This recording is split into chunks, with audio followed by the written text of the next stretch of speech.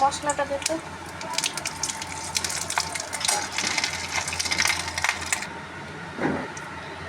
পেঁয়াজ, রসুন, আদা, জিরে, শুকনো লঙ্কা, গরম মশলা বাটা।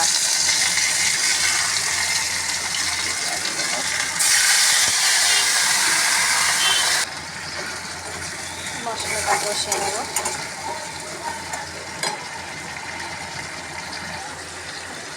কচুর তরকারি, কচুতে যদি কলা ধরে তার ভিতরে তেঁতুল বা আমড়া দিয়ে দিলে গলা ধরবে না, আর একটু লঙ্কা বেশি করে দিতে হয়। মশলা কষানো হয়ে গেছে, তেল ছেড়ে দিয়েছে, তরকারিতে ঢালবো। এই তরকারিটায় কচুর তরকারি।